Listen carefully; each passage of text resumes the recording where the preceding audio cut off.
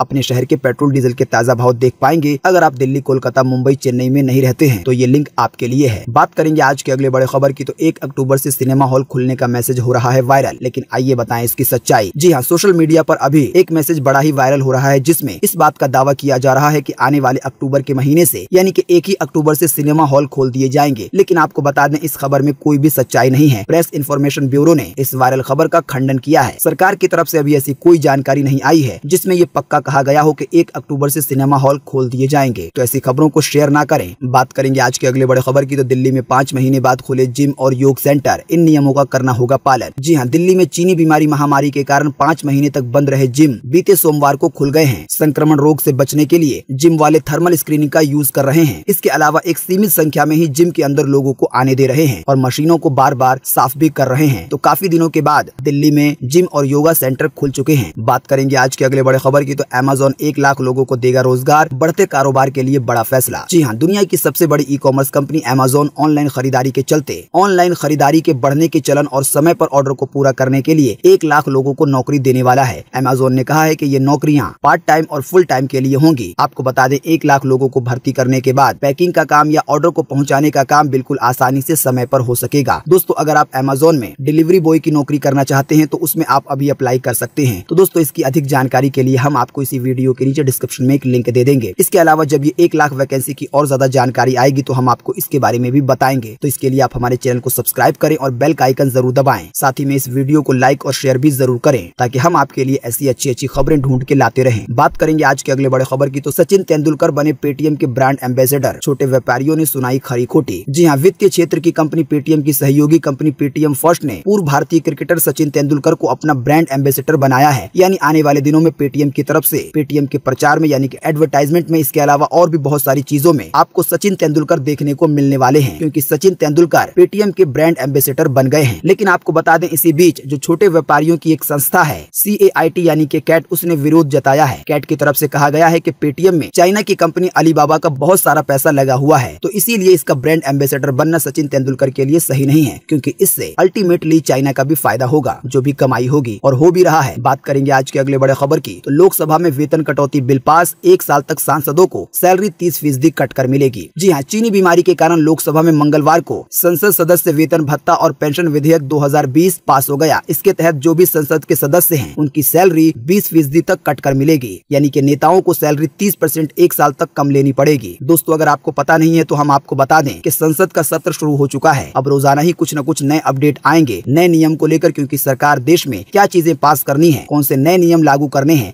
इसका फैसला होता रहेगा। तो ये भी फैसला लोकसभा में पास किया गया है। बात करेंगे आज के अगले बड़े खबर की, तो 422 रुपए महंगा हुआ सोना। आइए बताएं सोने चांदी के ताजा भाव। जी हाँ, बीते रोज मंगलवार को सोने के दाम में 422 रुपए की बढ़ोतरी दर्ज हुई। इस बढ़ोतरी के बाद अभी आपको 10 ग्राम सोना 53,019 रुपए का मिलेगा। अगर बात की जाए चांदी की, तो चांदी पर भी 1,013 रुपए की बढ़ोतरी की गई है। इस बढ़ोतरी के बाद अभी आपको राजधानी दिल्ली में 1 किलो चांदी 70,743 रुपए की मिलेगी। बात करेंगे आज के अगले बड़े खबर की, तो मध्य प्रदेश में अक्टूबर से खुलेंगे कॉलेज, ऑनलाइन होगी पढ़ाई। जी हाँ, चीनी बीमारी के बढ़ते प्रकोप को देखते हुए मध्य प्रदेश की सरकार ने एक बड़ा फैसला लिया है। ताजा जानकारी के मुताबिक मध्य प्रदेश में कॉलेज को खोल दिया जाएगा, लेकिन जो पढ़ाई है वो ऑनलाइन होगी। पढ़ाई के काम के लिए दूरदर्शन चैनल का, इसके अलावा आकाशवाणी रेडियो का, इसके अलावा यूट्यूब का सहारा लिया जा सकता है। बात करेंगे आज के अगले बड़े खबर की, तो सरकार की लाचारी। संसद में कहा गया कि एयर इंडिया नहीं बिकी तो बंद करनी पड़ेगी एयर इंडिया। जी हाँ, केंद्र सरकार ने मंगलवार को संसद में इस बात को साफ कर दिया है कि कर्ज में डूबी सरकारी एयरलाइन कंपनी एयर इंडिया को बेचने के अलावा दूसरा कोई उपाय नहीं है। Civil aviation minister Hardeep Singh Puri ने राज्यसभा में कहा कि अगर एयर इंडिया को नहीं बेचा गया तो इसे बंद करना पड़ सकता है। दोस्तों, अगली खबर के बारे में बताने से पहले आपके लिए एक बड़ा सर्वे और एक बड़ा सवाल। अगर आप इसमें हिस्सा लेंगे और इस सवाल का जवाब देंगे तो इससे बहुत कुछ पता चलेगा पूरे देश के लिए। जैसा कि अभी हमने आपको थोड़ी देर पहले एक खबर बताई SBI की तरफ से, यानी कि स्टेट बैंक ऑफ इंडिया की तरफ से नए नियम के मुताबिक हमने आपको बताया कि अब अगर कोई SBI के ATM से 10,000 रुपए या इससे ज्यादा निकालने की कोशिश करेगा तो उसे अब OTP भी डालना पड़ेगा, जो कि रजिस्टर्ड मोबाइल नंबर पर एक मैसेज के जरिए आता है। तो दोस्तों, आप हमें इसी वीडियो के नीचे कमेंट बॉक्स में कमेंट करके बताएं कि इस तरह का नियम देश के सभी बैंकों पर लागू होना चाहिए या नहीं होना चाहिए, कि 10,000 रुपए से ज्यादा पैसे निकालने हो तो OTP भी डालना पड़े, ताकि कोई धोखाधड़ी ना कर पाए। तो फटाफट से अपना जवाब इसी वीडियो के नीचे कमेंट बॉक्स में जरूर लिखें अपने पर्सनल राय के साथ। आपके दिए हुए जवाब से कई बड़े बदलाव हो जाते हैं। बात करेंगे आज के अगले बड़े खबर की, तो एक समान मुआवजे की मांग को लेकर किसानों का अर्धनग्न पदयात्रा शुरू। बुधवार से कलेक्ट्रेट पर देंगे धरना। जी हाँ, निर्माणाधीन दिल्ली मेरठ एक्सप्रेसवे पर जो जमीन अधिग्रहित की गई है सरकार की तरफ से, यानी कि सरकार की तरफ से जो जमीन ली गई है एक्सप्रेसवे यानी कि हाईवे बनाने के लिए, तो उसका किसान एक समान मुआवजा चाहते हैं और इसी को लेकर एक प्रदर्शन भी किया जा रहा है। और ये प्रदर्शन अर्धनग्न है, यानी कि आधा बदन खोलकर। इसके अलावा आपको बता दें कि किसानों को लेकर एक और बड़ा अपडेट है। जैसा कि आप देख सकते हैं कि पंजाब के होशियारपुर और भटिंडा में किसानों ने राष्ट्रीय राजमार्ग पर किया चक्का जाम। जी हाँ, जैसा कि आप जानते हैं कि हमारे देश में किसानों की जो हालत है वो कितनी ज्यादा खस्ता है। एक बार फिर से किसान अपनी कुछ मांगों को लेकर पंजाब और भटिंडा के होशियारपुर में रोष प्रदर्शन कर रहे हैं। इसके लिए उन्होंने कई जगहों पर चक्का जाम कर दिया, यानी गाड़ियों का आना जाना बिल्कुल ही रुक गया। बात करेंगे आज के अगले बड़े खबर की, तो टिकटॉक जैसा यूट्यूब शॉर्ट्स भारत में हुआ लॉन्च। आइए बताएं इसके बारे में। जी हाँ, टिकटॉक भले ही भारत में बैन हो चुका है, लेकिन जो शॉर्ट वीडियो का ट्रेंड इस ऐप ने शुरू किया था वो वैसे का वैसा ही है। टिकटॉक बैन होने के बाद फेसबुक, इंस्टाग्राम की तरफ से, इसके अलावा भी और बड़ी कंपनियों की तरफ से टिकटॉक जैसे ऐप लॉन्च कर दिए गए हैं। आपको बता दें अब इसी रेस में यूट्यूब भी आ चुका है। यूट्यूब ने अपने मेन ऐप में इस तरह का फीचर दे दिया है। अगर आप यूट्यूब चलाते होंगे तो आपको पता होगा कि जब आप होम पर जाएंगे तो बीच में अब एक प्लस का निशान आता है। उस प्लस के निशान पर आप क्लिक करके वीडियो बना सकते हैं। साथ ही में आपको यूट्यूब के होम पेज पर शॉर्ट्स के नाम से शॉर्ट वीडियो भी देखने को मिल जाएंगे। तो यूट्यूब चलाने वालों को टिकटॉक की कमी महसूस ना हो, इसके लिए शायद यूट्यूब ने ये फीचर यूट्यूब में ही डाल दिया है। आपको बता दें ये फीचर अभी हाल ही में आया है प्लस के निशान के साथ। बात करेंगे आज के अगले बड़े खबर की, तो 10वीं पास युवाओं के लिए नौकरी पाने का शानदार मौका। NHPC ने मांगे हैं आवेदन। जी हाँ, अगर आप 10वीं पास हैं तो आपके लिए एक बड़ी अच्छी नौकरी की खबर आई है। ताजा जानकारी के मुताबिक ये नौकरी की खबर NHPC की तरफ से आई है। NHPC की तरफ से कई पदों पर भर्तियां की जा रही हैं, जिसमें आप 1 अक्टूबर 2020 तक आवेदन कर सकते हैं और एक अच्छी नौकरी पा सकते हैं। हम आपको इसी वीडियो के नीचे डिस्क्रिप्शन में एक लिंक देंगे, जिस पर आप क्लिक करके जान पाएंगे कि इस वैकेंसी की अधिक जानकारी क्या है, कैसे अप्लाई करना है, कौन लोग अप्लाई कर सकते हैं। आप और भी बहुत कुछ जान पाएंगे। तो दोस्तों, आज 16 सितंबर 2020 की यही ताजा खबरें थी और महत्वपूर्ण खबरें थी। उम्मीद करते हैं इससे आपको काफी कुछ जानकारी मिली होगी। हम बस इसके बदले में आपसे इतना ही चाहते हैं कि आप इस वीडियो को लाइक कर दें, शेयर कर दें, क्योंकि आपका लाइक शेयर करना ही हमारी मेहनत का फल होता है। वीडियो देखने के लिए आपका बहुत बहुत धन्यवाद। Thanks for watching.